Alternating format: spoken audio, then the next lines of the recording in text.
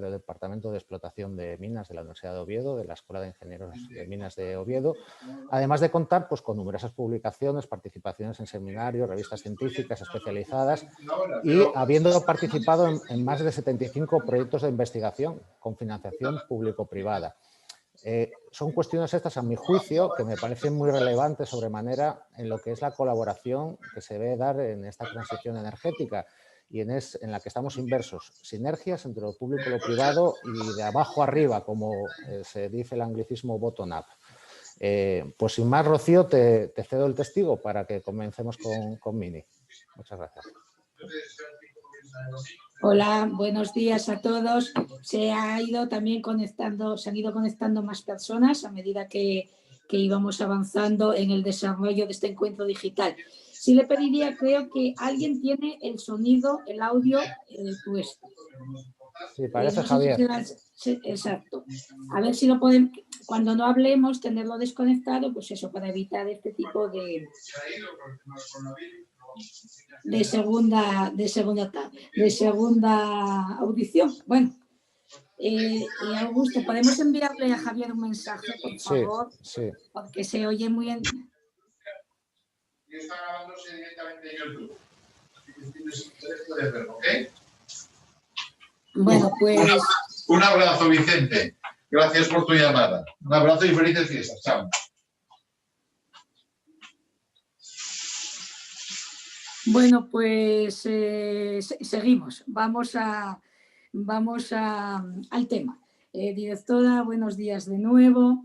En primer lugar, creo que es obligado hacer un pequeño balance de este año, que estamos a punto de terminar.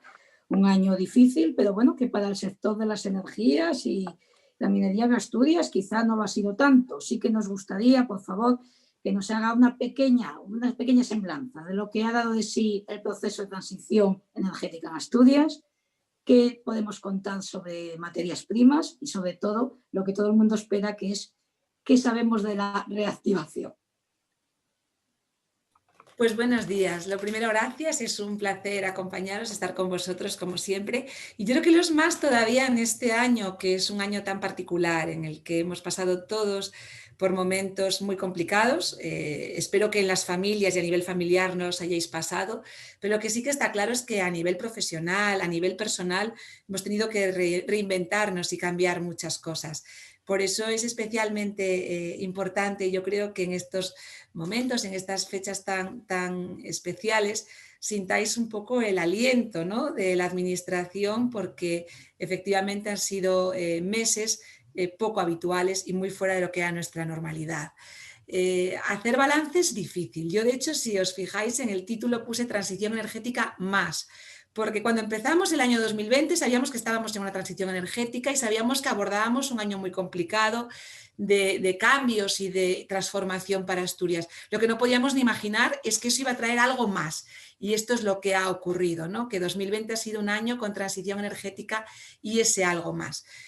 Si pensamos en 2030, que sería como el escenario hacia el que se dirigen las políticas europeas, el PNIEC en el medio plazo, el Plan Nacional Integrado de Energía y Clima, y también nuestra primera vista, y comparamos ese 2030 con el escenario que tenía Asturias en 2017, veíamos que ahí iba a haber grandes cambios, que iba a disminuir la potencia instalada en Asturias en megavatios en aproximadamente 27%, que iba a haber una disminución de la generación eléctrica en Asturias en más de la mitad de los megavatios hora de generación, y sabíamos también que gracias a eso la disminución de las emisiones de CO2 vinculadas al sector energético iban a disminuir muchísimo, más de un 96%. Es decir, afrontábamos un escenario de transición, claramente, de transición energética, que además en Asturias es una transición con tres patas.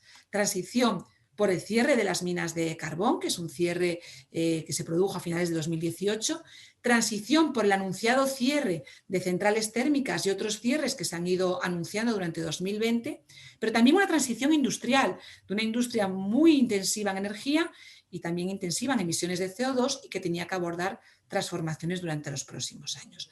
Como digo, todo esto ya nos situaba de por sí en un escenario de incertidumbre, de ciertos riesgos, también de oportunidades, también de posibilidades y bueno, pues que habría que abordar con diversificación económica, con disrupción tecnológica, con sostenibilidad y con cabeza.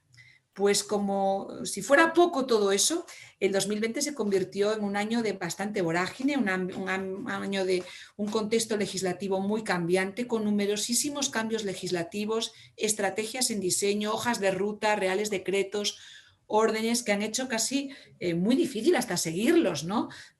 Procesos de información y consulta pública que han dado mucho trabajo a las administraciones, y soy consciente que también al colegio, que habéis participado en muchos de ellos.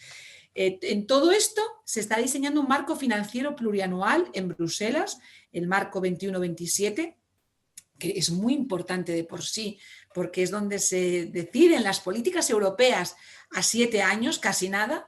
Y bueno, pues además de todo eso, pues estábamos inmersos en una serie de planes, de convenios y de posibles convocatorias a nivel nacional con el Instituto para la Transición Justa, que fijaros si ha sido un año de cambios, que ha cambiado su nombre inicial, Instituto para la Reestructuración de la Minería del Carbón, por ese otro Instituto para la Transición Justa, y de convenios procedentes de fondos mineros antiguos, futuros, es decir, todo un contexto, como digo, muy cambiante, y en el que se exigía mucha rapidez y flexibilidad. Y en esto pues surge una pandemia mundial que ha venido a complicar mucho más la situación y a hacernos ser todavía pues más flexibles, o tener que ser más flexibles y más rápido. Por eso ha sido un escenario, yo creo que de incertidumbre, de muchas dudas, de ciertos riesgos, en el que ha habido que hacer sobreesfuerzos todas las partes, yo creo, pero también es un escenario de oportunidad. Y a mí me gustaría contaros en esa clave de oportunidad lo que se está haciendo desde Asturias a nivel institucional, a nivel estratégico, y contaros un poco esos mecanismos de financiación, las convocatorias en que estamos trabajando, esa búsqueda de fondos, y finalizar hablando de lo que es importante, que son los proyectos que hacen falta, ¿no?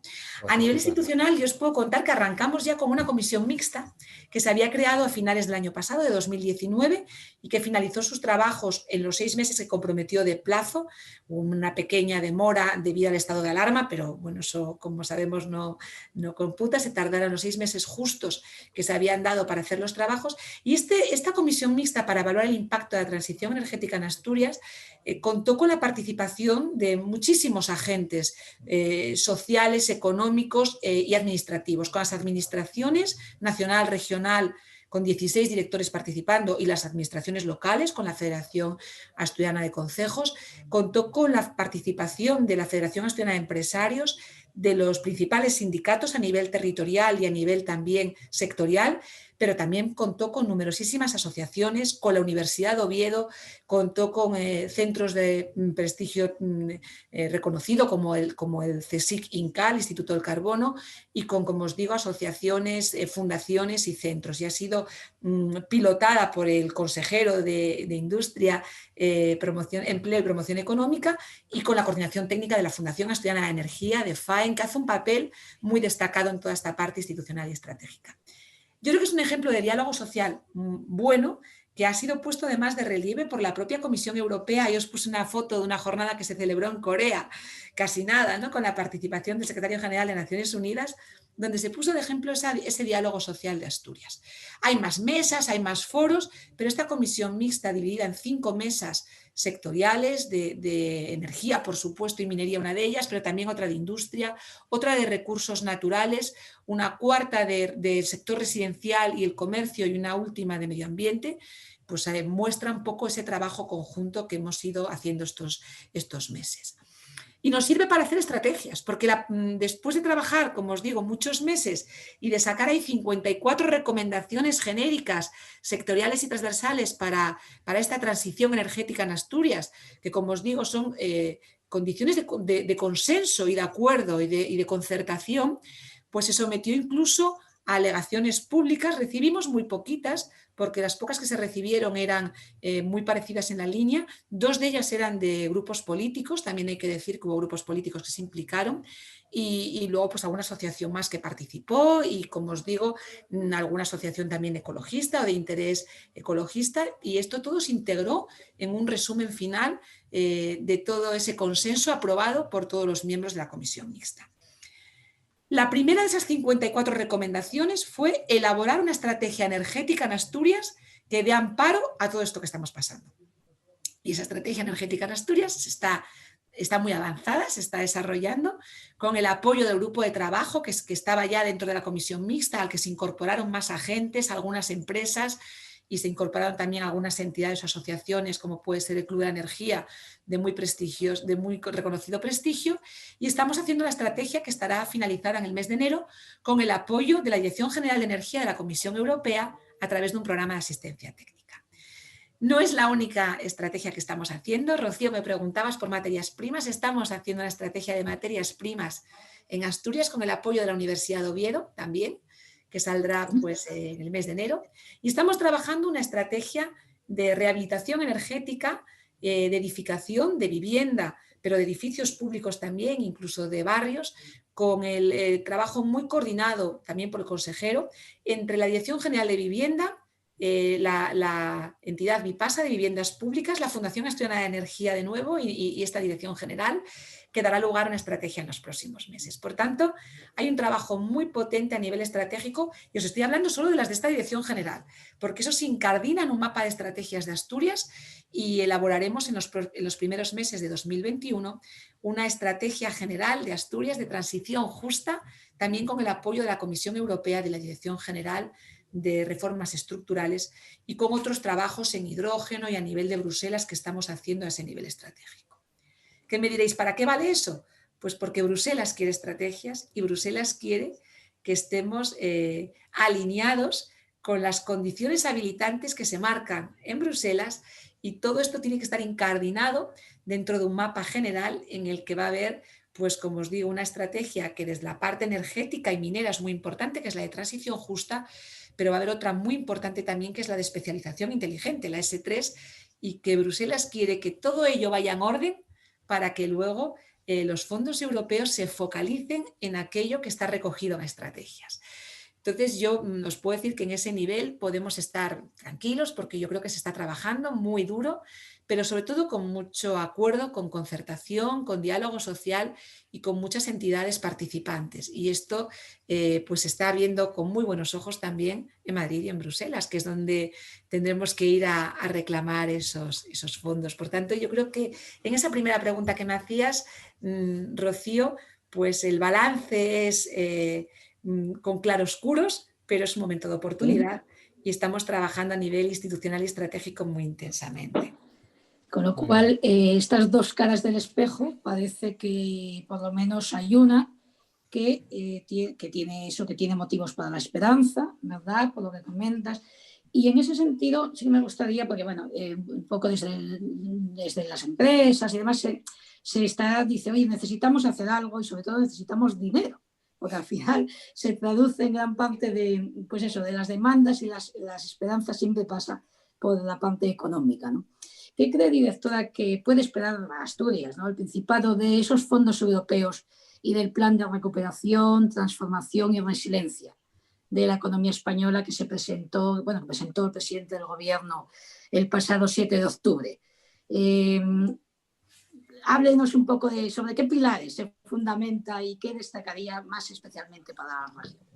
Mecanismos de financiación, ¿no? Sí, yo creo que sí, exactamente. Si la pasáis por favor a transparencia y vemos la siguiente, ahí os muestro un poco el mapa de esos mecanismos de financiación tal y como lo veo yo, porque a veces pensamos en fondos europeos y los fondos europeos no dejan de ser una parte importante, por supuesto, pero hay otras convocatorias nacionales, regionales, que son capaces de movilizar también dinero, bien directamente de presupuestos generales del Estado, de presupuestos del Principado de Asturias, que como sabéis están en negociación y pendientes de aprobación en estos días, o bien con fondos europeos, pero que acaban repercutiendo en esos presupuestos. Por tanto, yo creo que la cuestión más importante es que hay la parte esa que veis ahí en rojo, es que va a haber muchos mecanismos, y en el centro lo que está es Asturias. Y Asturias, con ese trabajo en mesas regionales, con trabajo muy intenso en reuniones bilaterales y con asociaciones, porque yo creo que es muy importante que detrás de todos esos fondos haya, y me gustaría empezar esta parte con ese mensaje, que haya proyectos, que haya buenos proyectos. Va a haber dinero y financiación, va a haber fondos, tampoco hay que pensar que va a haber una financiación al 100%. Todos estos mecanismos van a exigir inversión privada, tienen que apalancar inversión privada, pero va a haber dinero y financiación. También habrá financiación pública por otro lado, eso es una buena noticia, pero detrás de todo tiene que haber buenos proyectos, buenas ideas y la posibilidad de ejecutarlos en tiempo y en forma. Y eso es algo que no podemos perder de vista, creo yo, esa necesidad de buenos proyectos. Y efectivamente, tú decías, Rocío, hay dos mecanismos muy claros que para Asturias son importantes, que es el Pacto Verde y el Next Generation EU, más allá de cómo se articulen todas estas cuestiones. En la parte del Next Generation EU, va a ir toda la parte de recuperación, vamos a decir, post-COVID, y son pues, unos fondos con los que inicialmente no se contaba, que están ahí y que, bueno, pues que vamos a ir viendo poco a poco cómo se traducen en la práctica. Pero sí que van a ser fondos que tienen que ejecutarse en un corto periodo de tiempo, que tienen que estar en ejecución, se verá siempre en 2023, 2024, pero en cualquier caso en un breve periodo de tiempo. Y por tanto, es necesario que esos proyectos que yo mencionaba antes sean además proyectos urgentes y ejecutables pronto. Y luego hay un segundo mecanismo, que es el Pacto Verde, que es el que tiene dentro de él un mecanismo muy importante para Asturias, que es el mecanismo de transición justa y un fondo de transición justa del que siempre se habla, que también va a ir vinculado o unido a ese otro que os decía yo del Next Generation, porque se van a retroalimentar, pero que va a tener un periodo más largo, porque va a ir vinculado a los periodos europeos, es decir, hasta 2027. Por tanto, a mí me parece que no es tan importante pensar de dónde viene ese dinero como el hecho de saber que va a haber dinero, va a haber financiación europea, bien a través de los ministerios, bien a través del propio Principado en presupuestos, como han sido los fondos estructurales de siempre, los fondos FEDER o el Fondo Social Europeo o los fondos FEADER, que también van a tener impacto sobre todo en los municipios con lucha contra el reto demográfico, o el futuro mecanismo de transición justa y el Fondo de Transición Justa, que de momento en España solamente influirá en 8 provincias y en Asturias es una de las 8 provincias elegidas, junto con otras 2 de Castilla y León, una gallega, una de Aragón y 3 de Andalucía. Pero la única comunidad autónoma uniprovincial que entra completa, vamos a decir, es Asturias y por tanto vuelve a ser una oportunidad. Aquí la clave es estar bien alineados estratégicamente con esas condiciones habilitantes que propone Bruselas, es decir, estar alineados con las estrategias europeas y nacionales, y ahí es donde estamos trabajando, como os digo, muy duro. Y lo segundo, tener buenos proyectos y buscar esos proyectos. ¿Y todo esto cómo se va a plasmar? Pues unos proyectos podrán entrar en fondos europeos directamente, el gobierno ha creado una oficina de proyectos europeos y ahí podrán entrar. Otros proyectos a lo mejor entran en fondos regionales porque encontramos que se pueden financiar en fondos de las convocatorias que tenemos nosotros directamente regionales, y otros pueden ir a través de sus correspondientes ministerios. Y os voy a poner un ejemplo muy concreto, porque yo sé que todo esto de la financiación es muy difícil, y es que el Instituto para la Diversificación y Ahorro de la Energía, el IDAE, que depende del Ministerio para la Transición Justa, tradicionalmente tenía un presupuesto de 144 millones de euros. Pues bien, en este ejercicio 2021 ha salido en el anteproyecto de presupuestos, pues sabéis que se acaba de aprobar ayer, faltará en el Senado, faltará que sea firme a final de mes, pero sale en anteproyectos con 5.300 millones más, que vienen de Bruselas, efectivamente, y vienen de este fondo que estamos diciendo, están dentro de este plan de recuperación que tú mencionas, Rocío, en el que un 37% del plan específicamente es para transición justa e inclusiva. Fijaros todo lo que tiene que decir Asturias, hay un 37% más todo lo que haya transversalmente, pues en movilidad o otro tipo de actuaciones como rehabilitación energética. Por tanto, en el IDAE solamente va a haber 5.400 millones de euros. Fijaros que yo creo que ahí va a haber muchas posibilidades de financiar buenos proyectos en Asturias, porque va a haber, y hablo específicamente de mi campo, en la parte de economía circular va a haber también sus propios fondos o su propio dinero, sus propias convocatorias en restauraciones, por ejemplo, en descontaminación, en economía circular, pero en otros ministerios también habrá. Y, por ejemplo, en el caso de rehabilitación de edificación, que es un tema muy importante también como motor de reactivación, va a haber fondos que serán transversales entre el Ministerio de Transición Ecológica, pero también el que tiene las competencias en vivienda. Entonces yo creo que va a haber mucho, y lo que iremos viendo son esas convocatorias que van a ir saliendo a nivel regional y a nivel nacional. Y que habrá que trabajarlas también, porque hacer planes, justificarlos, requiere un trabajo, ¿no? Y además eso, no solo de la parte pública, pero también de la parte privada. ¿Puedes adelantar un poquito más, es decir, cómo entrar en estas convocatorias, qué se va a requerir?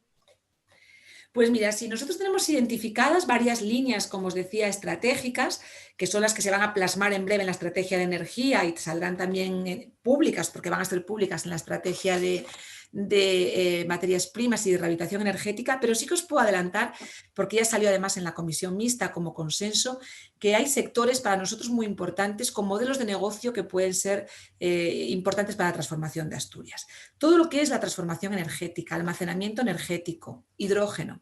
Y digo ya cosas concretas, minería sostenible que incluye restauración minera. No hace falta que paséis, porque está, no hace falta que paséis. Bueno, puedes poner, sí, mira, ahora que lo estás poniendo, pon la línea, la última esta, que a lo mejor sí que orienta un poquito en lo que estoy diciendo. Esta, ¿verdad? Aquí. Estas líneas de almacenamiento energético que os decía yo, de minería sostenible, de restauraciones mineras, son líneas en las que seguro que va a haber algunas convocatorias o algunas posibles financiaciones. Algunas ya vienen del pasado y otras van a ser nuevas, pero ahí seguro que va a haber posibilidades. Va a haber otras cuestiones muy importantes que se están trabajando dentro de esa colaboración público-privada en mesas muy específicas. He citado el hidrógeno, hay una mesa regional del hidrógeno tan potente que tenemos que desglosarla en 4 grupos de trabajo, porque ahora mismo hay 65 personas dentro de la mesa y se nos hace difícil manejar grupos tan grandes, porque hay intereses también variados y se va a dividir en 4 grupos de trabajo.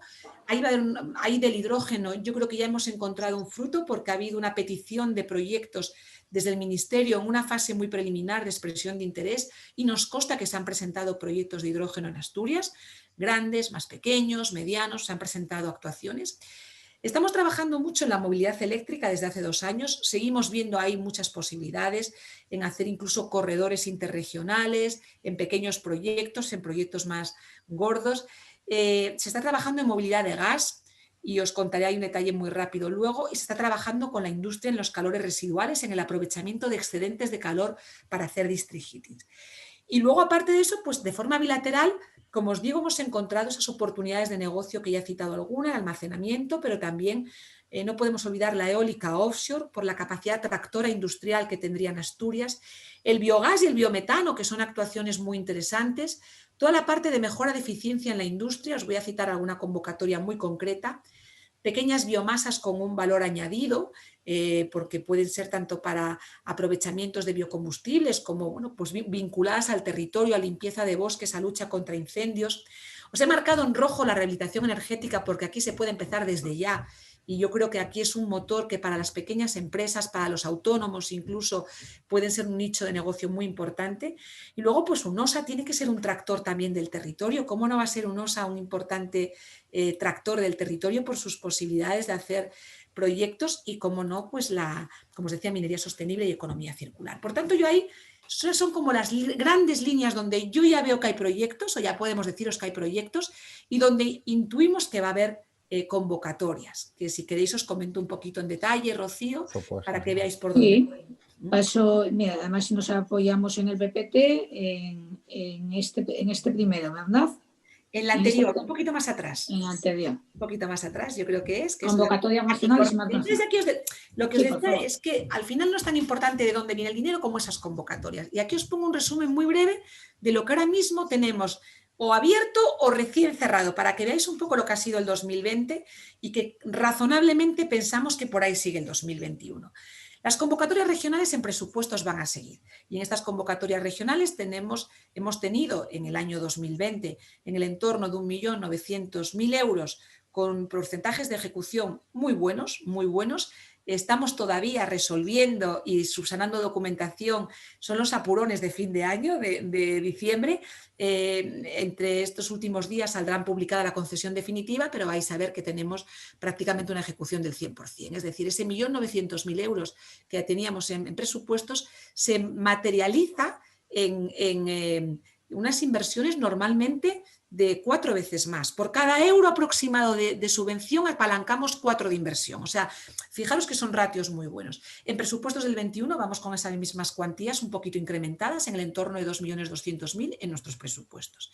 Con lo cual ahí pues ya veis que va a haber un apalancamiento de inversión importante. Hay que hablar del marco nacional, que yo creo que a veces se nos olvida y es fundamental. Mirad, en el marco nacional tenemos los fondos mineros que van a arrancar, algunas obras han arrancado en el 20, pero la gran parte van a arrancar en el 21.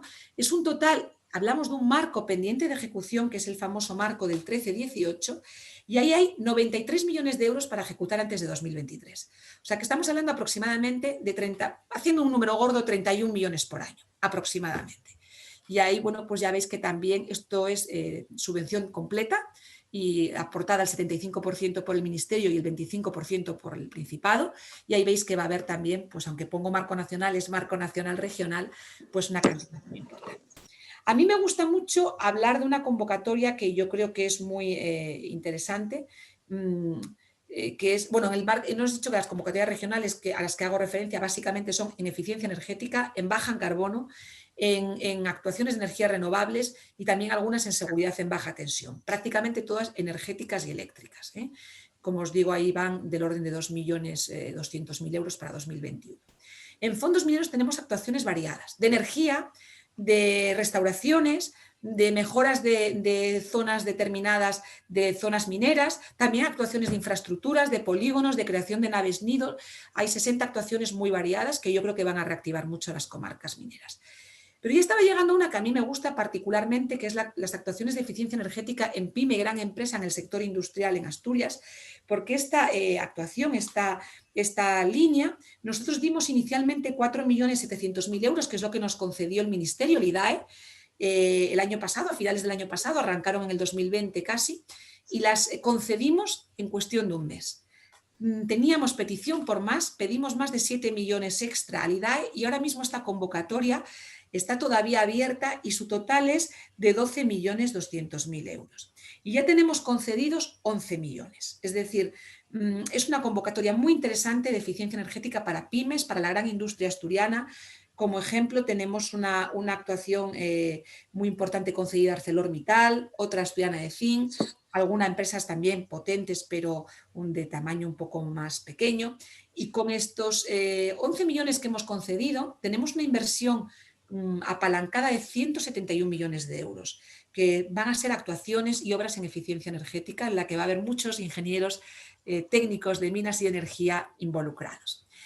Tenemos abierto el plan MOVES, que a Asturias le corresponden 2.177.000 euros, actuaciones en puntos de recarga eléctricos, en gas, en camiones de gas, en vehículos eléctricos. Yo os animo porque además sigue abierta, como os digo. Lo que se ha ido pidiendo se resolverá en enero y haremos una primera resolución de lo que ya esté pedido en enero, pero seguirán abiertas y mientras haya dinero se puede ir pidiendo. Son actuaciones como la de eficiencia energética por orden de llegada, así que yo os animo a que no dejéis pasar el momento si queréis hacerlo y las pidáis. Y bueno, pues es un plan de movilidad integral muy interesante. Y luego hay una actuación que no es mía directamente porque es de vivienda, digo mía porque no es de esta dirección, la gestión a vivienda, pero es el plan que se llama PRE de vivienda, de rehabilitación energética de edificios, la antigua Pared, que ha habido concedido 7.600.000 euros. Asturias ha pedido más y está a punto de darse. Por tanto, hay rehabilitación energética, rehabilitación de fachadas, renovación de fachadas, en el que también seguro que hay muchos ingenieros que tienen interés y que seguís pudiendo optar a ellas porque sigue abierto. Y os pongo ahí una orden que se sacó la convocatoria, ya se ha cerrado, fue en el mes de septiembre y octubre, que hubo 10 millones de ayuda para actuaciones en energía térmica y eléctrica con fuentes de energía renovables. Yo creo que 10 millones es una cuantía no menor, es una cuantía muy destacada y que, bueno, pues que ha estado abierta. Tenemos que hacer balance ahora en estos últimos días y ver cuánto se ha concedido. Yo sé que había peticiones de en torno de 5 millones de euros, o sea que tampoco ha ido mal en lo que yo conozco. E iremos viendo cómo se concretiza este resultado, ¿no? Y si pasáis a la siguiente, os dejo otras vías de futuro. Ahí tenemos. Son los famosos, ¿no? Convenios de transición justa, que arrancarán en el año 21 para las zonas mineras puramente. Sustituyen parcialmente a esos fondos mineros antiguos del 13-18 en ejecución para el 19-27, por tanto tendremos unos años que se solapará lo que viene del marco 13-18 con todo lo que está en diseño. Esta convocatoria de convenios de transición justa está abierta.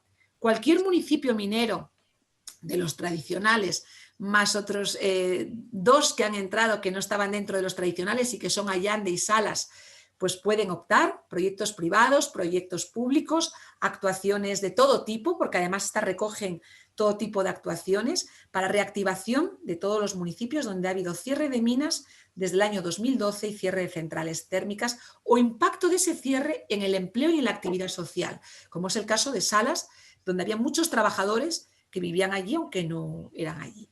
Y nos queda pues otras 2 convocatorias importantes, una ya cerrada, que era la específica de los ayuntamientos donde hubo cierres de centrales térmicas, y otras que son las famosas Miner y Mini-Miner, que espero que recibamos una alegría, a lo mejor antes de fin de año, y que salgan en breve con su línea de apoyo específico de promoción y generación de proyectos empresariales y pequeños proyectos de inversión en comarcas mineras.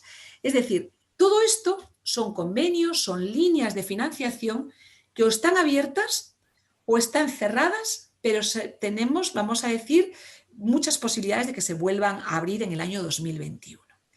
Y os las completo con otra que sabemos que posiblemente se abra en el 2021, porque el Ministerio ha pedido una expresión de interés y que va muy vinculada al plan de recuperación. Esa petición de expresión de interés se acaba el día 23 de diciembre, estáis a tiempo, y que son propuestas de todo tipo para los municipios de menos de 5.000 habitantes, para luchar contra la despoblación y para contrarrestar este reto demográfico que enfrentan estos municipios. Y bueno, pues ahí está abierta esa convocatoria y sabemos que va a haber propuestas de actuaciones en eficiencia energética, en renovables en estos municipios, pero puede ser cualquier tipo de actuación que se os ocurra como ingenieros que sois, y seguro que tenéis algunas propuestas que podáis presentar. La expresión de interés es muy sencilla, es entregarla antes del 23 en el Ministerio, completa esta de hidrógeno que os digo que se presentó y que ya terminó el 19 de diciembre, y sabemos pues que ahí alguna convocatoria seguramente saldrá en alguna de esas líneas o en todas ellas. Por tanto, fijaros ese mapa tan grande vinculado a las convocatorias regionales, nacionales y a este gran mapa que empecé hablando de él y cerramos con él de fondos europeos, porque no quiero asustaros con tantos fondos, sino yo creo que tenéis que ir más centrando en dónde encajan esas actuaciones vuestras para poder meterlas. Y deciros también que la transición es sin duda uno de los ejes de la recuperación. O sea que encaja muy bien en lo que pide Bruselas. Verde, resiliente, digital, sostenible, ahí lo tenemos todo ello. Muy bien. Madre mía, directora, vamos a tener que hacer un ejercicio de síntesis tan grande como el que acabas de hacer, porque sabéis que vamos a reproducir este esquema también en la revista Colminas, que estamos terminando ya. Entonces, todos los detalles vamos a intentar recogerlos ahí, ¿verdad, decano? Tienes buen trabajo, Rocío, pero sí, la verdad que ha sido súper enriquecedor ver pues ver esta perspectiva desde Europa o bottom-up, como hablamos antes, desde Asturias, España, Europa, alineado las posibilidades que hay para esta recuperación, la gestión de esos mecanismos de financiación y desde luego pues las oportunidades sobre todo pues para todo el mundo, y no cabe duda que para nuestros colegiados, proyectistas que se pueden implicar pues en la elaboración de todos estos proyectos. Yo se me quedaba también una cosa que hemos trabajado, pues como antes al comienzo decías, en este caso con tu dirección general, y bueno, hablar un poco del tema de las materias primas, ¿no? Dentro de lo que es esta economía también circular y la importancia que tiene, porque bueno, muchos colegiados pues bueno, participan en las industrias extractivas, en las direcciones facultativas y demás. Y es una paradoja que se está dando, ¿no? Porque las materias primas son necesarias para esta transición energética. ¿Qué nos podías decir antes que nos mencionabas sobre los acuerdos o ese clúster que había con la universidad en este apartado y aquí en Asturias? Sí, pues como bien dices, decano, las materias primas son claves. En esta vorágine de estrategias y de reales decretos que han ido saliendo, el Ministerio sacó una consulta previa para hacer una hoja de ruta de materias primas. Y nosotros ya estábamos trabajando en ello, ya habíamos empezado a trabajar el tema con la Asociación Nacional de Materias Primas, con Primigea, con asociaciones regionales y nacionales de industrias extractivas, como puede ser el caso de AFAPAS, o ANEFA para los áridos, y con la propia universidad, con el Instituto de Ordenación del Territorio, con Indurot, a través de la Universidad de Oviedo, y tenemos pues un contrato en vigor ahora mismo que están elaborando un primer documento de estrategia de materias primas regional. Primer documento que cuando tengamos este borrador, lo tienen que entregar ahora en breve, cuando pasen estas fechas y podamos revisarlo también internamente y comentarlo, lo someteremos también a un grupo de trabajo en el que contaremos con vosotros. Estaremos encantados de pedir la colaboración de los colegios profesionales expertos en estos que sois los dos colegios de competencia en minería y en energía, y que queremos también que vosotros reviséis y ayudéis esta estrategia, a sacar una estrategia conjunta, ¿no? Que yo creo que con ese marchamo de la universidad, de los colegios, de la administración, y contaremos también con los agentes sociales, económicos y sindicales. Queremos que salga una estrategia sencilla, nada complicado, pero que muestre también la importancia que la experiencia minera tiene en Asturias, todo lo que ha dado de tracción industrial esa experiencia minera, todas las empresas vinculadas a ese conocimiento minero. Y no quiero citar ninguna, pero muchos os tenéis en la cabeza o tenéis todos en la cabeza y vinculados a vuestros campos profesionales también, y vinculado también a esa necesidad de hacer restauraciones en algunas zonas que tenemos que reconocer que nos han quedado unos restos mineros que hay que restaurar y dejar acondicionado para las futuras generaciones, y todo ello con una minería sostenible para los que están abiertos, que se pueda hacer. Por tanto, yo veo que esa estrategia es importante. Animo también a la industria extractiva a acudir a otras convocatorias, porque cuando hablamos de eficiencia, ellos pueden tener oportunidades, cuando hablamos de movilidad también, y cuando hablamos de proyectos en municipios de menos de 5.000 habitantes también, o incluso de hidrógeno en un futuro. Es decir, que yo os invito a que abráis esa mente a todo lo que hay por ahí y que os animéis, porque si hablábamos de 30 millones, 33 millones de fondos mineros por año aproximadamente, eso va a tener una gran tracción, por ejemplo, en el sector de los áridos. Y de estas otras convocatorias que yo resumí tan rápidamente, en el año 2020 ha habido 33 millones también aproximadamente, con lo cual estamos hablando que si se repite en el 2021, estaríamos hablando de esas cuantías, unos 60 millones de euros en subvenciones en diferentes actuaciones vinculadas a competencias muy directas vuestras y nuestras. O sea que ahí yo sí que os quiero animar a que os presentéis y a que no dudéis también en dirigiros a la Dirección General, a la Administración, cuando tengáis alguna idea buena para ver si os podemos ayudar y orientar y encauzar. Pues Mini, muchísimas gracias por tu aportación, por esta interesantísima charla, coloquio que hemos tenido, y yo pues agradecerte, aunque vamos a dar paso ahora a Javier para hablar de los otros aspectos que había, pues agradecerte la cooperación con nosotros, desearte unas felices Navidades.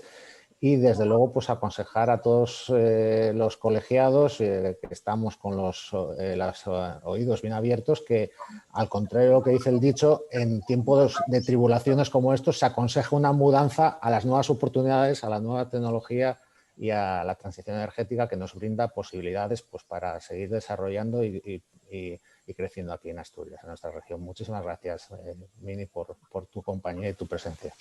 Muchas gracias a vosotros, Augusto, por dejarme siempre este canal para estar con vosotros. Os traslado también un saludo muy cariñoso del consejero, que querría haberoslo dado o en persona o por algún medio digital, pero es verdad que estos días están siendo tremendamente intensos, pero me dice que os traslade también su cariño, su saludo cariñoso y afectuoso y su felicitación, y pues desearos efectivamente que en estos tiempos complejos y convulsos encontremos entre todos oportunidades, ¿no? Con prudencia, sabiendo que requiere un esfuerzo técnico y también inversor en parte, pero que hay un momento bueno de oportunidades y que confiamos en ir juntos en esa colaboración público-privada. Así que felices Navidades en un año difícil, mucha salud para todos y mucha esperanza para 2021. Gracias. Y yo me quedaré a escuchar a Javier, me voy a apagar, pero me quedaré a escucharlo. Muy bien. Gracias, Belarmina, y felices fiestas para todos, para ti, para el consejero, para todos. Gracias.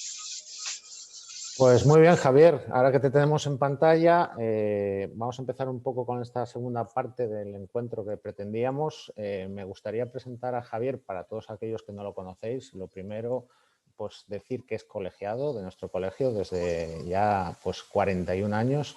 Es doctor en psicología por la Universidad de Oviedo y diplomado en ergonomía y en ecología humana por la Universidad Sorbona de París. Javier tiene una trayectoria pues dilatadísima. Se ha jubilado hace 2 meses, pero ha estado 35 años trabajando en ArcelorMittal, siendo pues el responsable de higiene industrial y ergonomía del servicio de prevención. Una cosa muy importante, sobre todo para nuestro colectivo y colegio, pues el colegio que ha sido la primera entidad en el año 98 en ser acreditada a nivel nacional para impartir la formación de técnico superior en prevención de riesgos, pues Javier ha sido el director de formación del mismo. Bueno, han pasado por este colegio más de 10.000 personas, eso es un mérito muy grande y una capacidad de trabajo y de organización. Tiene muchas publicaciones en prensa especializada, artículos y bueno, pues aparte es miembro fundador y presidente de la Asociación Española de Ergonomía y también de la Asociación Asturiana de Ergonomía Preveras. Bueno, tienes un currículum muy amplio y bueno, es un placer pues compartir estas cosas. Yo quería abordar un poco desde 3 ámbitos de los que tú eres doctor en la materia, pues ¿qué nos ha pasado en esta pandemia, ¿no? Uno primero desde el punto de vista de la ergonomía, ¿no? La realidad del teletrabajo nos ha venido sin estar entrenada, ¿no? Y me consta que muchos compañeros, al igual que en otras profesiones, pues nos hemos tenido que adaptar a ella sin más. ¿Qué nos podrías decir sobre el teletrabajo y qué consejos nos podrías dar en este aspecto, Javier? Bueno, se me oye, ¿verdad? Sí, perfecto. Vale. Oye, en primer lugar, decano, agradecerte la invitación. Este año, una de las características, al menos que yo recordaré siempre, es que, bueno, tenía muchísimas invitaciones para viajar al extranjero, participar en congresos, dar conferencias, y he estado pues en Sonora, he estado en Ecuador, he estado en Perú, he estado en Argentina, y todo esto lo he conseguido sin salir de casa. Entonces, he hecho muchísimas webinars y bueno, pues la verdad es que cuando estás en casa y en estos tiempos convulsos y complicados de riesgo, lo agradeces. Pero esta webinar es muy especial para mí. Primero porque es la apuesta de mi colegio. Pues claro, después de 41 años uno se siente evidentemente parte importante de este colegio, ¿no? Y sobre todo después de haber apostado también, poco después de la Ley de Prevención de Riesgos Laborales en el año 98, por convertir a nuestro colegio en referente, no solamente en Asturias, sino a través del Consejo, de formar a muchos otros colegiados en toda España, ¿no? En Galicia, en la Comunidad Valenciana, en Andalucía, etcétera. Y entonces tener la oportunidad aunque tengo el colegio al lado de casa, de estar aquí en mi casa, pues es un placer muy especial. Y sobre todo también por haber compartido con la directora general de Minería, con Belarmina, que la he escuchado en otras ocasiones, porque también esa consejería para mí es una consejería especialmente querida, por muchas razones. La prevención de riesgos laborales en Asturias depende también de la Consejería de Industria, Empleo y Turismo, por bueno, tener una relación también con el actual consejero antes de ocupar este cargo y vamos, y apostar plenamente por su competencia y desde su puesto también de profesor en la Universidad de Oviedo.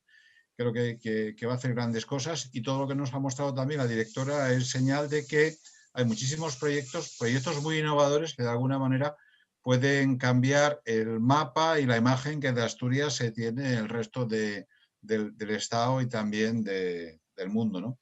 Entonces, bueno, yo tengo respuestas para tu pregunta concreta y para todas estas cuestiones. Lo que ocurre que, bueno, como te había comentado, tenía la intención de poner un PowerPoint, aunque yo soy enemigo del PowerPoint, y entonces, en cuanto me dejéis poner mi PowerPoint, porque como diría el otro, yo he venido aquí para hablar de mi PowerPoint y si no me dejáis presentar el PowerPoint, pues entonces hablaré a capela, que tampoco tengo ningún problema, pero vamos, el PowerPoint desde luego va a poner imágenes y un poquito espero que de gracia a mis palabras, porque yo para los chistes soy muy malo.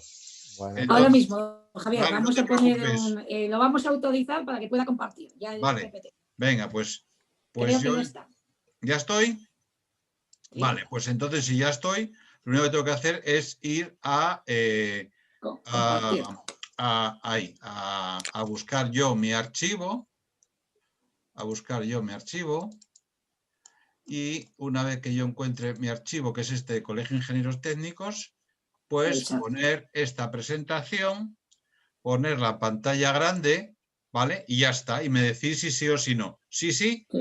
Te estamos viendo, sí. Bueno, como podéis comprobar, tengo una cierta experiencia, ¿no? Bueno, la Tiene que verdad es abrir el documento. Hay que ir a No, abrir es el que documento. no está abierto el ¿no documento. está abierto? No, no. No. Ah, Lo has ¿no? seleccionado, pero tendrás que hacerle igual doble clic, no te quedó. A ver, un momentito, Exacto. por favor. Bueno, si algo puede fallar, acabará fallando, ¿no? A pesar de la No experiencia. pasa nada. Ahora sí. No. Tiene que Ah. darle doble clic al archivo. A ver, un momentito, Rocío. A ver, un momento. A ver, voy a dar doble clic aquí. Exacto. ¿Ahora sí? Vamos a ver ahora. A ver Está si en se ello. abre. Es que yo creo que es que no ha abierto el PPT del todo. El PPT está abierto ya, ¿eh? El PPT ya está abierto. Pues tendrás que compartir esa vista. Eso, a ver, un momentito, ¿eh? Vamos a ver. Claro. La experiencia es la de la última vez. A ver, un momento, por favor. Tienes que compartir esa ventana donde Sí, se está sí. abierta. Ya, esto, a ver un momento, por favor. Voy a volver porque os puedo asegurar que esto lo he hecho repetidas veces, ¿eh? Compartir, ¿vale? Ahora, vamos a ver. ¿Ahora sí o tampoco? ¿No? Estamos viendo el escritorio. El escritorio. Estáis viendo el escritorio. Claro, Sí. Vale. es la ventana, la tienes Vamos a que ver, cambiar. vamos a Exacto. ver. Vale, venga, entonces voy a ir de nuevo por aquí. Voy a ir a compartir pantalla y en compartir pantalla, pues, un momentito, aclaro. Vamos a ver. Ay, vamos a ver, un momentito que nadie...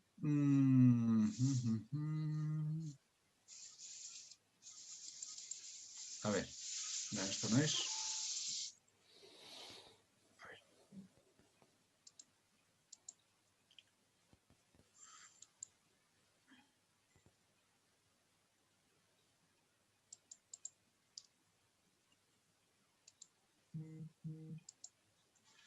Bueno, un momento.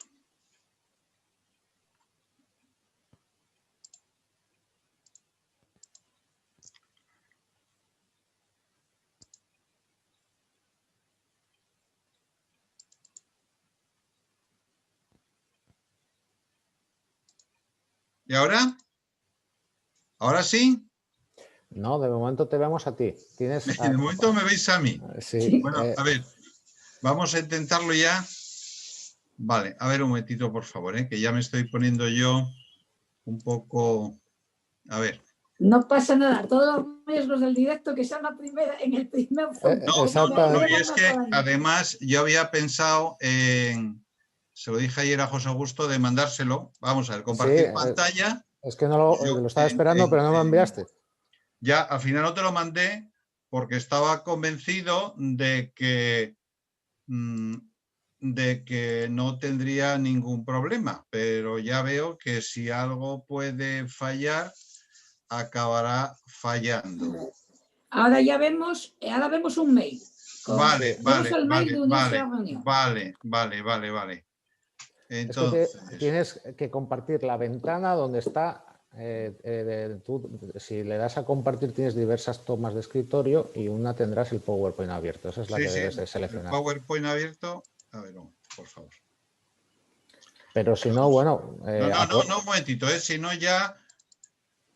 A ver, ahora ya tengo este abierto. A ver, un momento, por favor.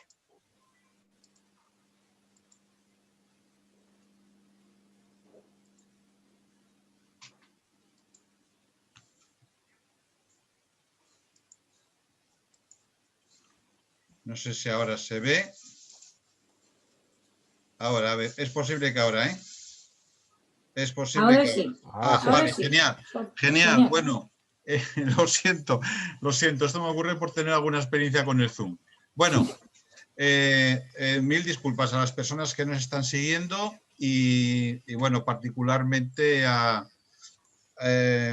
pues no sé, a Belarmina, que estaba muy ocupada, pero bueno, voy a contar de qué voy a hablar, ¿no? Y de alguna manera responder a la pregunta que me planteaba el decano. Voy a hablar, ese es el título, Seguridad y Salud Laboral en tiempos de pandemia, teletrabajo, riesgos psicosociales y cancerígenos, la prevención terciaria equipos de protección individual y equipos de protección psicosocial. Una de las cosas que nos ha trasladado la pandemia es la importancia de la prevención de los riesgos laborales, y sobre todo la importancia de la protección personal para hacer frente a un riesgo biológico, nada extraño en el ámbito de la prevención de riesgos laborales, un riesgo biológico provocado por un virus, por el SARS o el COVID, ¿no? Y una de las cuestiones que ha llevado la pandemia, que ha de alguna manera transformado todo lo que tiene que ver con el trabajo, ha sido precisamente las condiciones de trabajo y la organización del trabajo, con todo lo que tiene que ver con el trabajo remoto, con el trabajo a distancia, con todas estas modalidades para de alguna manera afrontar la cuarentena, afrontar ese tipo de medidas básicas como es el distanciamiento, como es la mascarilla. ¿Y qué nos ha supuesto la realidad? Que no es una absoluta innovación, porque desde hace muchos años algunas empresas venían utilizando el trabajo a distancia. Mi hijo mismamente, él cuando nos visitaba, cuando trabaja en Madrid, viene a Oviedo, pues se encierra en su habitación y hace trabajo a distancia. Ese trabajo a distancia ya estaba inventado, lo único que ha traído la pandemia es una aceleración en ese proceso y un incremento de las personas que han tenido que hacer su trabajo con un medio como es el ordenador, que ya de alguna manera todos podíamos intuir que nos iba a permitir conectarnos, comunicarnos, mantener reuniones, mantener conferencias, hacer las cosas que estamos haciendo actualmente. La pandemia también era algo previsible. Desde el 2005 parece que el gobierno tenía o contemplaba, digamos, esa hipótesis. Es algo que ha ocurrido de manera cíclica a lo largo de los tiempos de la humanidad. La última por un virus similar a este fue hace un siglo. Ver imágenes de entonces nos trae recuerdos más allá del blanco y negro, ¿no? Es decir, de alguna manera estamos viviendo situaciones como las que se vivieron hace más de un siglo. Hoy en día, claro, pues hay nuevos sistemas tecnológicos. Estamos también hablando de una pandemia que ocurre en un proceso de revolución, de cambio tecnológico, derivado de la utilización de las tecnologías de la información y de la comunicación. El trabajo en casa, por fin podemos quedarnos en casa a trabajar. Parece que esto aparentemente era un deseo, pero luego la realidad nos ha demostrado que las cosas no son tan idílicas como inicialmente se podía haber planteado.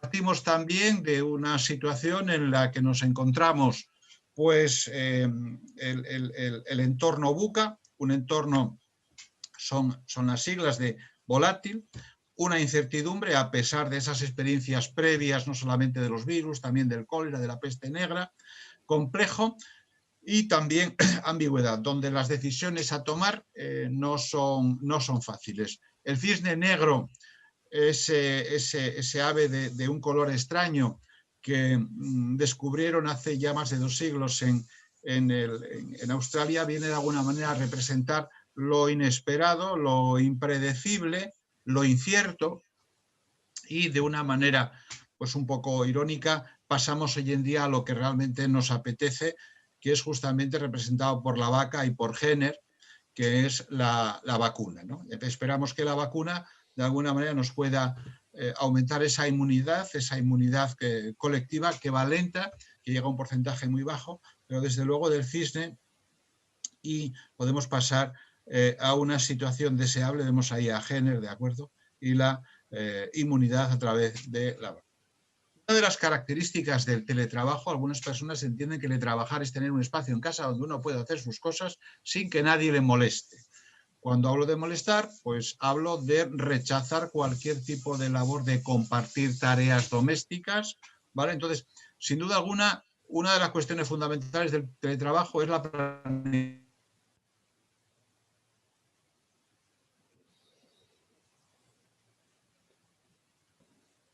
Sí. Parece que hemos tenido un problema. El trabajo significa muchísimas cosas. ¿Se me oye bien? Ahora sí. Perfecto. Vale, entonces, Hoy en día el problema es dónde podemos trabajar. Las casas no son tan grandes como para tener un espacio de trabajo, no son casas con despacho por lo general, y uno tiene que buscar el lugar más adecuado en términos de, primero, de conexiones, en términos de iluminación, en términos de aislamiento, etcétera, para poder hacer esas tareas a lo largo de al menos 8 horas, ¿no? Porque algo para mí sustancial en el teletrabajo es la capacidad para desconectar. Una de las cuestiones realmente más interesantes desde mi punto de vista que el teletrabajo es el trabajo remoto, el coworking. Es decir, algunos estudios y algunas encuestas ya nos han mostrado de que las personas están dispuestas a fórmulas híbridas, no a fórmulas fijas de estar permanentemente en casa, sino que es necesario seguir socializando, aun cuando, por decirlo de una manera gráfica, no tengamos máquina de café, si es necesario cambiar de espacio, cambiar de ambiente, y en ese sentido las fórmulas coworking parecen ser más aceptadas que lo que es el puro teletrabajo, ¿no?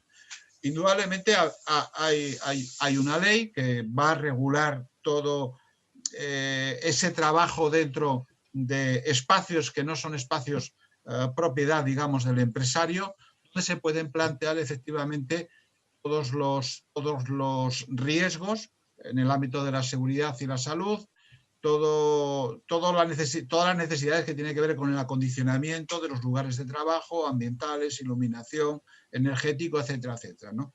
Y la cuestión es la responsabilidad de aquel que es el propietario de los equipos de trabajo, del acondicionamiento, del mantenimiento, etcétera, etcétera, ¿no?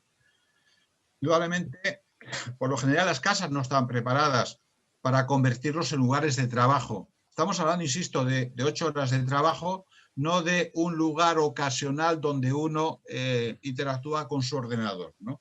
En ese sentido, bueno, vemos ahí algún tipo del mobiliario, de los criterios que a veces se le determinan, ¿no? Que las casas tengan ese mobiliario y no otro. Y pongo el ejemplo del Chester. Hace algún tiempo escribía precisamente sobre el Chester, que está tan de moda, ¿verdad?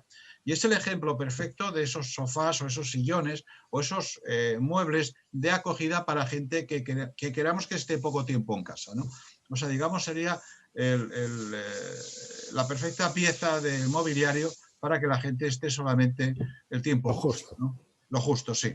Digamos que, lo cual puede ser en algunos casos, no digo en estas Navidades, pero para otras, el hecho de únicamente tener el Chester como lugar alternativo a la cama puede ser ideal para aligerar la permanencia. Bueno, evidentemente estas son otras situaciones que tienen que ver con el lugar de trabajo donde uno tiene que convivir, tiene que atender a los niños, porque los colegios también han estado, digamos, tocados por la situación de la pandemia y donde uno tiene que convivir, ¿no? Y donde la necesidad de atender a los compañeros, a los colaboradores, a los mandos que están al otro lado de la pantalla, a los niños, que son a veces les cuesta trabajo entender, ¿no? Que papá tiene que trabajar y todas estas cosas, cómo papá tiene que trabajar si papá cuando trabajaba no estaba. O sea, son ese tipo de contradicciones, de paradojas, que evidentemente para los niños es mucho más complicado de entender, ¿no? Luego, evidentemente en el ámbito del teletrabajo, pues hay un elemento sustancial, ¿no? Que es la postura de trabajo, que como bien sabemos es un campo típico de la ergonomía y donde los determinantes de la postura tienen que ver con la falta de espacio de trabajo, tiene que ver con todos esos elementos que están presentes en el trabajo. Queridos elementos, pero que pueden pasar de ser queridos a ser molestos elementos. No hablo solamente de los niños, los mascotas, etcétera, etcétera, ¿no? Las permanentes interrupciones. Y luego está toda esa parafernalia de dispositivos ergonómicos que desde luego nos van a hacer el trabajo con menor riesgo, van a facilitar que estemos trabajando durante mucho más tiempo sin las consecuencias negativas asociadas al teletrabajo y todo lo que en resumidas cuentas serían las fatigas, ¿no? Fatigas visuales, fatigas posturales, fatigas de muchísimas características, que es el resultado de una exigencia mantenida, de una postura, de fijar la vista, de una mala iluminación, etc., ¿no? Y en ese sentido, pues hoy en día uno se plantea y a veces me consultan, oye Javier, ¿cuál sería la mejor silla? ¿O cuál es la silla? ¿Cuál silla quieres? ¿La más ergonómica o la más económica, ¿no? Porque indudablemente las dos cosas pues no siempre son posibles, ¿no? Hay muy buenas sillas ergonómicas, muy caras, y hay otras sillas que son más ajustadas de precio, pero que tienen una calidad aceptable. En cualquier caso, todos estos artefactos, todos estos elementos para el teletrabajo, el coworking, tiene que ser siempre ajustado y tiene que haber, digamos, una especie de información previa, ¿no? Desaconsejo comprar este tipo de artefactos a través de programas del estilo de la tómbola en casa o la tienda en casa o las ofertas estas de pague usted en 12 meses. No creo que es necesaria una información previa, un asesoramiento, y no tiene sentido comprarlo más caro si al final no vamos a saber utilizarlo, ¿no? En ese sentido, pues si hay que comprar de manera ergonómica, lo mejor es asesorarse, es probarlo, es conocer todas las funciones de ajuste, de regulación, que esa es la clave, en resumidas cuentas, de lo ergonómico, aquello que se ajusta y se adapta a nuestras características. A veces, si no tenemos posibilidades económicas, porque desde luego la pandemia tiene unas consecuencias claras que son las crisis económicas, pues siempre habrá un cojín en casa, siempre habrá un respaldo, un apoyo lumbar que nos permitirá un mantenimiento correcto de la postura sedente, de mantenimiento de la curvatura natural de la columna vertebral. Lo más importante en ergonomía, como decimos siempre, es que la mejor postura de trabajo es la próxima postura. Siempre y cuando haya posibilidad de variar la postura de trabajo, estaríamos en una situación óptima. Yo sí puedo deciros que después de haber hecho pues, muchas webinars y muchas conferencias en Zoom, pues una de las cosas que he pedido para los Reyes es una mesa regulable en altura. Es decir, que me permita estar sentado y al mismo tiempo ponerme de pie, ¿no? Lo cual es óptimo ya no solamente por una webinar o un congreso que puede tener una duración de media hora a una hora, sino por algunas clases online que pueden durar 4 y 5 horas. Y os puedo asegurar que en ese sentido disponer de una mesa regulable en altura sería para mí el mejor regalo de Reyes. Un regalo de Reyes cierto, caro, pero bueno, vamos a ver si me lo traen, que me he portado muy bien yo este año. Entonces, cuando estamos hablando de posturas, estamos hablando del valor ergonómico y económico de la postura. Porque si hay una buena postura, va a haber un retraso en la aparición de la fatiga. Y la consecuencia de la fatiga continuada, ¿cuáles pueden llegar a ser? Enfermedades profesionales, un túnel carpiano, una epicondilitis, una peritocleitis. Y todo esto hay que prevenirlo para evitar siempre esas malas posturas continuadas que pueden acabar generando lesiones. Y además, una buena postura de trabajo mejora la realización del trabajo. Las condiciones ambientales, la iluminación. En ese sentido, tenemos también un Real Decreto del año 97, es una directiva ya del año 89, la quinta directiva europea, que nos dice cómo trabajar con los computadores, con el ordenador, con ese tipo de artefactos que desde luego han cambiado, han evolucionado de una manera sustancial desde hace pues ya más de 30 años, ¿no? Evidentemente, una buena posición frente a las fuentes de luz, tanto natural como artificial, van a ser claves para evitar reflejos, para prevenir la fatiga visual derivada de un mal acondicionamiento lumínico del puesto de trabajo. Luego las otras posturas que he ido comentando y la necesidad de cambiar de postura para prevenir lesiones de la espalda o de la extremidad superior. Porque una lumbalgia pues es algo que te va a incapacitar, va a suponer un dolor permanente, aunque sea difícil de objetivar, va a suponer un tiempo de baja, una IT, etcétera, etcétera, ¿no? Aquí tenemos algunas de las propuestas, porque claro, la mejor postura es la próxima postura. Y para prevenir la fatiga, lo mejor son los tiempos de pausa. Ocurre cuando manejamos el coche, ya nos dicen los coches, bueno, no voy a decir muy caros, los de medio pelo, ya nos dicen, pues después de tantos kilómetros haga usted una pausa, ¿no? Ahí tenemos la propuesta de la Sociedad Japonesa de Ergonomía que dice 20-20-20. Pues cada 20 minutos hacemos pues una pausa, ¿no? Hacemos una pausa de 20 segundos y cambiamos también el campo de visión y miramos, digamos, más allá de lo que es la distancia focal, de la distancia del ordenador, ¿verdad? Al exterior, al paisaje, etcétera. Hay otras propuestas de 1 hora cada 5 minutos para prevenir esto también que se llama la fatiga digital, la tecnosaturación o el tecnoestrés, que son diferentes términos para hablar de las consecuencias de un uso continuado de los elementos tecnológicos para trabajar. Bueno, las sillas pueden servir para otras muchas cosas, ¿verdad? Solo hay que tener imaginación y sacar las partidas, que las ruedas estén frenadas. Y también ahí tenemos otras opciones, ¿verdad? Los tiempos también, que los gimnasios están cerrados, que es muy importante la forma física también, porque la forma física pues, nos va a prevenir la aparición de esas lesiones que he comentado. ¿Ok? Muy bien, pues... No sé si he ido muy deprisa. No, perfectamente, sobre todo en esta parte tan didáctica de estas recomendaciones. Sí. Yo desde el punto de vista que era enlazando pues, desde el ámbito de los riesgos psicosociales, pues la Organización Mundial de la Salud apunta al estrés como la nueva epidemia laboral, ¿no? Sí, Además del propio COVID, ¿no?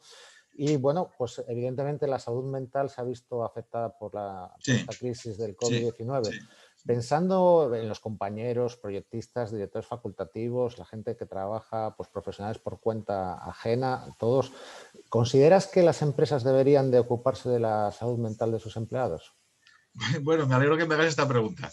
Mira, creo que realmente la salud mental es un problema muy serio. No solamente la OMS, sino que la OIT, la ONU, están hablando de un problema que ya era grave, pero que ahora la pandemia lo ha agudizado. Es decir, las fobias, los miedos, todas estas, las fobias a contagiarse, las fobias a estar en contacto con la gente, el miedo a volver al trabajo y que te contagien y que luego tú puedas contagiar a tu familia, todo esto ha llevado a una situación de agravamiento y de incidencia de los problemas que tienen que ver con la salud mental.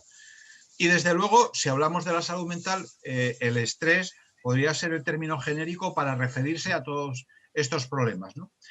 El estrés es un problema básicamente que tiene que ver con unas exigencias que pueden ser de tipo laboral o de tipo extralaboral y que están agravadas por una situación de pandemia como esta, ¿de acuerdo? Y nuestra capacidad de respuesta para hacer frente a esos requerimientos. Y si hay un desajuste, desde luego hay una situación de estrés, y el estrés, como vamos a ver ahora en esta serie de transparencias, tiene consecuencias muy graves. Por lo tanto, los problemas de salud mental están incrementándose como consecuencia de la pandemia. Y desde luego, en nuestros compañeros, directores facultativos, cuadros, mandos, todos aquellos que ocupan funciones con responsabilidad, responsabilidad que evidentemente va más allá de las estrictamente productivas, de los objetivos, sino también que es la salud de las personas. Desde luego esta es una cuestión prioritaria. Y veremos en esta serie de transparencias que no es un problema que requiera grandes inversiones, en tiempos también económicamente difíciles, sino básicamente ocuparse y preocuparse por ello, ¿no?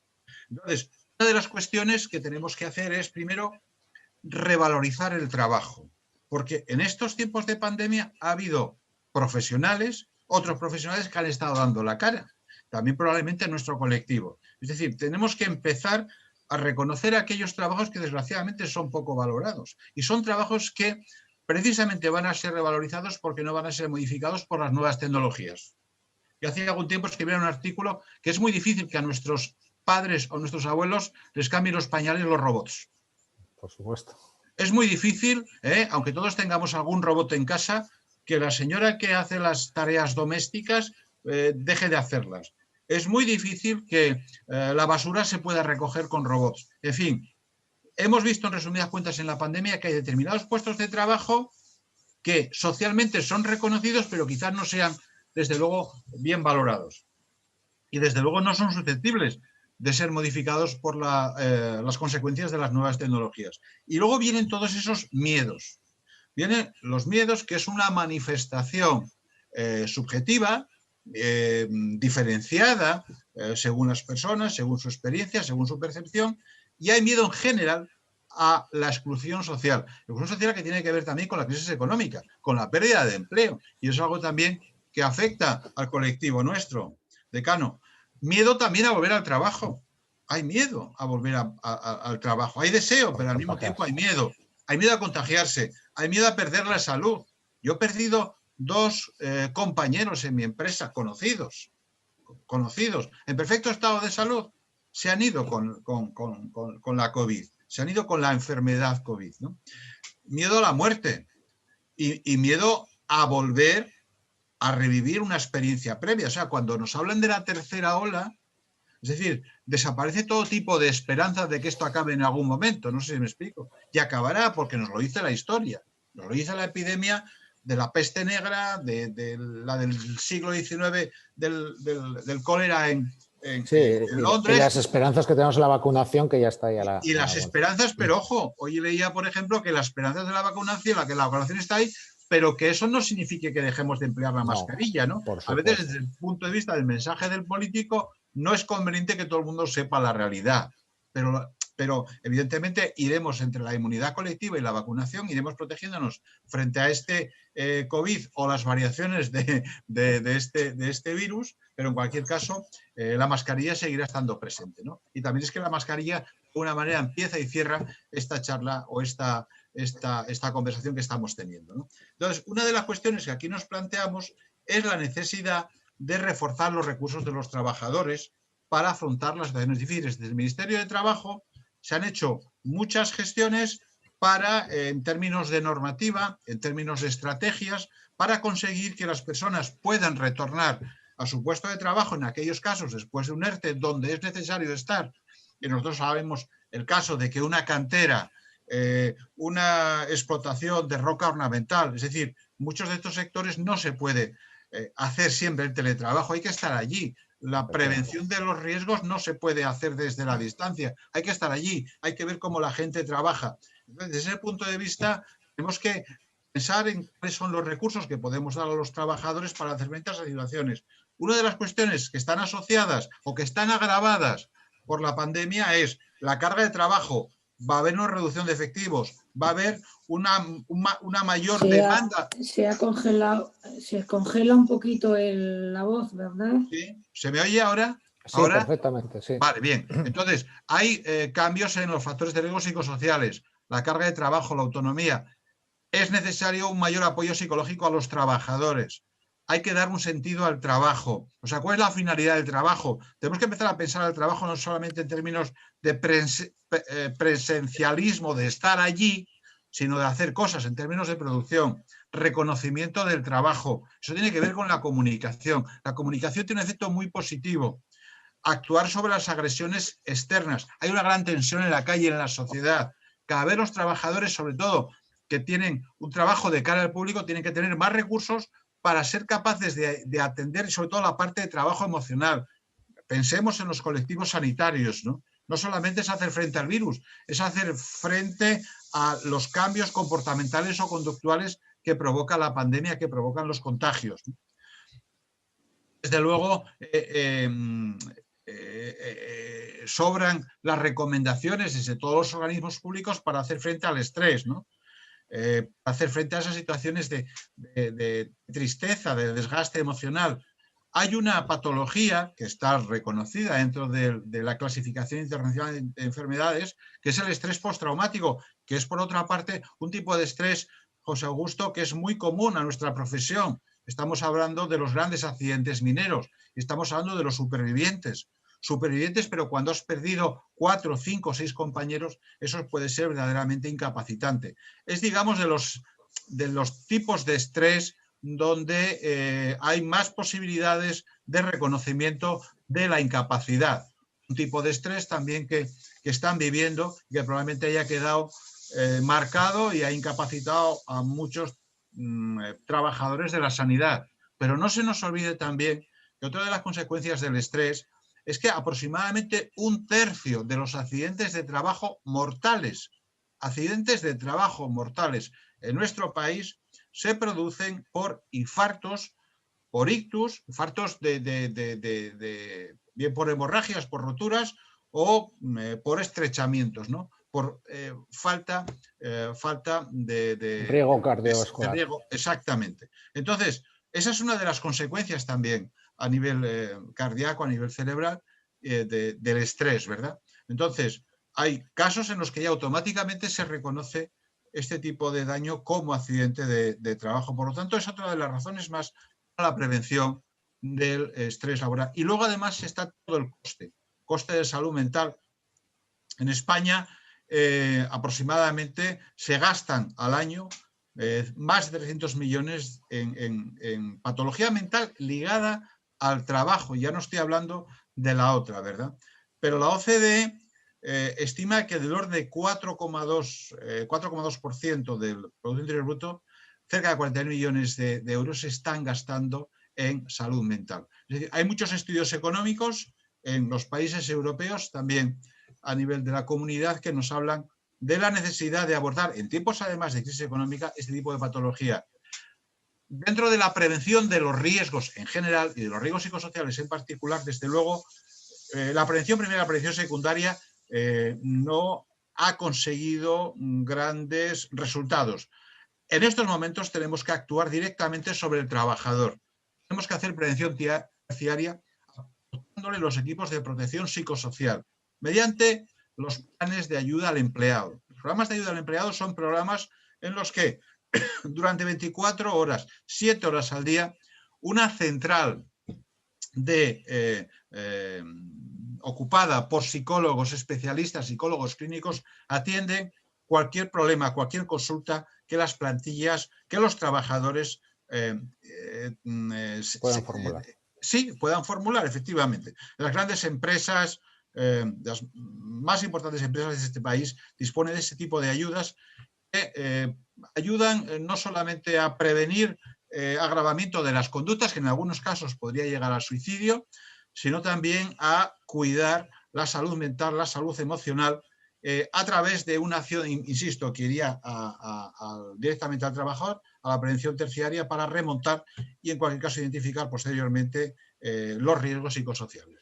Planes de ayuda que basados también, por otra parte, hay una referencia del Instituto Nacional de Seguridad en el Trabajo, Seguridad y Salud en el Trabajo, que es una nota técnica de prevención 780 sobre los planes de ayuda a los empleados para la vuelta al trabajo, para superar esas cuestiones puntuales. Y de toda esta parte, es decir, de los planes de ayuda, dime. Sí, que quería, como veía que cambiabas un poco el tercio del tema psicosocial, pues sí, era el último ámbito que te quería preguntar, ¿no? El de la higiene industrial, que también ha sido, como dije antes, responsable de Arcelor. En estos 35 años de experiencia que has estado trabajando y a lo largo de tu vida laboral, evidentemente, pues la industria ha cambiado mucho y en el ámbito minero, pues mucho más, ¿no? Pensando en los compañeros que trabajan pues en la industria extractiva, en el sector de canteras, rocas ornamentales, en la mina misma, minería, pues minería fósil o de recursos fósiles o minería metálica. ¿Qué es lo que, o qué consejos darías en esto? ¿Qué retos son los que hay ahora mismo para estos profesionales en el ámbito de la higiene y qué nos podrías decir? Mira, precisamente hablo de esto porque ayer hubo en el Ministerio de Trabajo el acuerdo de mantener, bueno, teníamos la propuesta de transponer al Estado español los valores de la Directiva de Cancerígenos, ¿no? Donde se incluía la sílice y otras sustancias más. Y digo, pues bueno, creo que enlaza muy bien con lo que estamos comentando, ¿no? Porque uno de los problemas de las enfermedades, digamos, profesionales clásicas, como tú bien sabes, de nuestro colectivo, ha sido la silicosis, ¿no? Entonces, bueno, lo que vemos es que todos los años el Instituto Nacional de Silicosis, que es un órgano de referencia nacional y que tenemos en nuestra comunidad autónoma, registra del orden de más de 200 casos de silicosis. Y esto, ¿cómo es posible si ya no hay minas? Bueno, no hay minas o hay muy poca mina para entendernos, pero hay otros sectores donde también hay una exposición a polvo de sílice libre cristalina, que además, desde el año pasado, en una normativa, el Real Decreto al que luego me referiré, es considerado como cancerígeno. O sea, el polvo de sílice, la sílice libre cristalina respirable, no solamente es una fuente de silicosis o de fibrosis pulmonar, sino también de cancerígeno. Por lo tanto, en los diferentes sectores que ahí vemos, los que desde luego hay muchísimos compañeros empleados, como son los áridos, como es la construcción, como es la fundación y el sector siderometalúrgico, todo lo que es fabricación de refractarios, empleos refractarios, sector del vidrio, del cemento, mortero, hormigón, piel natural, incluso sectores minoritarios de pequeñas empresas como protésicos dentales y joyeros, son sectores expuestos a este neumoconiótico que es la sílice libre cristalina. Y además recordar, pues, contaminante. Contaminante químico, ¿verdad? Y además recordar también que España tiene del orden de 1.400.000 personas expuestas a este contaminante químico, a la sílice libre cristalina, y que representa casi la tercera parte de la población europea. Es decir, es un sector económico muy importante para nuestro país, donde hemos visto que además de la minería, hay muchísimos otros sectores donde nos encontramos con personas, trabajadores afectados por silicosis. Por ejemplo, la empresa Cosentino, dedicada a la fabricación del Silestone, que es un maravilloso soporte en las cocinas, en las mesetas y demás, pues tenemos casos de denuncias precisamente por no advertir, no prevenir, no hacer prevención de riesgos laborales en ese sector. Marmolerías, el sector de la pizarra, es decir, y todo eso además supone, desde las responsabilidades por la génesis de una enfermedad profesional, responsabilidades para las empresas y responsabilidades cuantiosas que no son asegurables, como es el concepto de recargo de prestaciones en la Ley General de la Seguridad Social, que es un recargo que puede llegar hasta el 50% de las prestaciones que recibe el trabajador y que desde luego no es asegurable. Ahí tenemos un maravilloso Silestone, ¿verdad? Pero la fabricación de esto viene anunciado por una Top Model, pero la fabricación del Silestone lleva una exposición a la silicosis. Entonces, una generación de silicosis como consecuencia de la exposición al contaminante químico, que es la polvo respirable.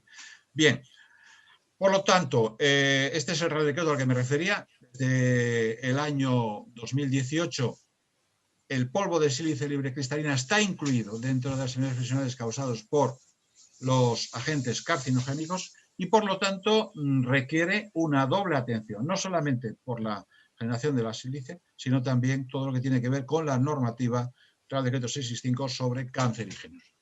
En ese sentido, pues llegamos a que el valor límite que teníamos y que tenemos, precisamente por lo que comento a continuación, de 0,5 miligramos metro cúbico, pues, ese es el valor que ha generado pues, una polémica. Vemos lo que se decía el 23 de octubre de 2019. Sería el TLVA, ¿no?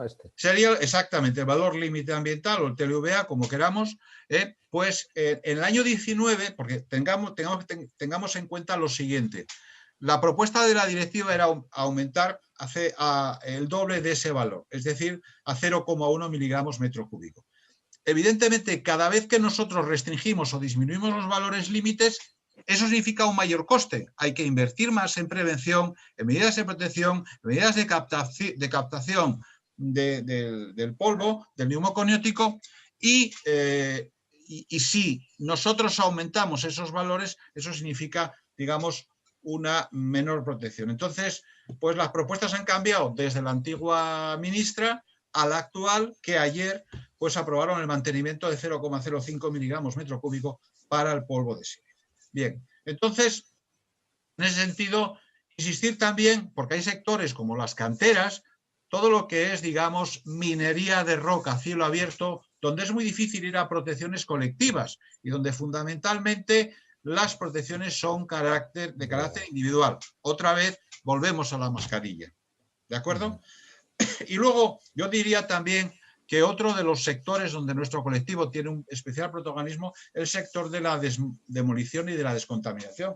Precisamente porque ahí tenemos el amianto, y otro de los grandes problemas de salud pública es el cáncer de pulmón, es la asbestosis o el mesotelioma, ¿de acuerdo? Y en ese sentido tenemos una normativa muy potente, y tenemos una normativa donde se establecen también todos los protocolos y todos los sistemas para intervenir, para descontaminar y para actuar, y vemos que es uno de los costes más importantes, sobre todo después de los procesos industriales finalizados o amortizados, y que de eso sabemos bastante en nuestra región, ¿no? Entonces, hay una preocupación de salud pública que lleva, por ejemplo, que los especialistas en neumología pidan una ley integral del amianto, porque esta es otra pandemia, según ellos. Yo creo que sí, sobre todo porque el problema del amianto no es un problema, como a veces se quiere hacer ver, de naturaleza laboral. Es un problema de salud pública, porque estaríamos hablando de elementos que forman parte de los aislamientos en las viviendas. Es un problema en toda Europa, ¿no? Y por lo tanto, a veces se cae en la tentación de culpabilizar a empresas que en la vida han utilizado amianto como consecuencia de un diagnóstico de mesotelioma en un trabajador. Y en ese sentido, también podría decir que tengo algunas experiencias desde mi condición de perito judicial para entender que no todos los mesoteliomas, si no se demuestra lo contrario, tienen un origen laboral. Y aquí también estamos hablando de la protección individual, que está perfectamente regulada en el Real Decreto sobre Amianto, desde los trajes integrales hasta las mascarillas. Algo que nos recuerda también la extrema protección individual de los profesionales sanitarios, a los que aplaudimos y a los que hemos dejado de aplaudir, pero que tendremos que reconocer permanentemente, sobre todo también a todos los caídos en servicio, desde médicos a enfermeros, auxiliares, todos los que han contribuido a que esta pandemia fuera llevada por todos. Al final lo que quedan son las mascarillas. Las mascarillas en la protección terciaria es, como bien sabemos, el último nivel en prevención de riesgos laborales, pero a veces es el primero y es el único. Yo hablaba de las mascarillas, hablaba también de la protección psicosocial, de la prevención terciaria para los trabajadores, aunque siempre en prevención tenemos que apostar por la prevención primaria, por ir al origen del riesgo, que esa es la verdadera prevención, que viene del latín praevere y que significa anticipar. Y finalmente, pues, insistir, reconocer también la incidencia del comportamiento humano en accidentes de trabajo. Lo estamos viendo ahora con la pandemia. Apelamos a la responsabilidad individual, porque el riesgo de contagio, y precisamente en estas Navidades, tiene que ver con esas conductas individuales. Apelamos también a la importancia de la conducta organizacional. Y decimos que el EPI, el equipo de protección individual, es en ocasiones la única medida de prevención o de protección, más correctamente. Recordar también que la prevención es cosa de todos, no es cosa del trabajador, no es cosa del empresario, no es cosa solamente de los organismos públicos de silicosis o institutos de prevenciones laborales. La prevención es cosa de todos. Y también, estas Navidades, Papá Noel tendrá que hacer su trabajo, pero tendrá que hacerlo bien protegido, como Dios manda. ¿De acuerdo? Pues nada, yo aquí acabo y muchísimas gracias por la atención. Espero que este mix, esta miscelánea de cosas, hayamos visto que al final las mascarillas empezaban y acaban y nos dicen que, bueno, que es tiempo de protegerse. Pues muchísimas gracias, Javier, por esta docencia y todo lo que nos has manifestado hoy en esta coloquio charla. Efectivamente, has apelado, entiendo yo, pues a uno de factor fundamental o principio de la seguridad, que es la multicausalidad, ir a los orígenes y hacer que en ese producto de factores que dan lugar a o desencadenan una enfermedad o un accidente o cualquier cosa desagradable en el ámbito laboral, es evitarlo. Algo por cero es cero, y creo que lo has y no se da, lo has demostrado perfectamente, Javier. Nosotros pues queremos hoy pedir disculpas a todos los espectadores que hayamos tenido por las deficiencias en nuestra primera admisión de estos encuentros Zoom Colminas. Pretenderemos hacerlo más adelantemente con todo el cariño del mundo y con temas que sean de actualidad y de interés pues, para nuestro colectivo. Y desde el colegio pues queremos desde luego desearos unas felices fiestas a todos los colegiados, a todos nuestros compañeros del entorno y que nos están viendo y de la profesión.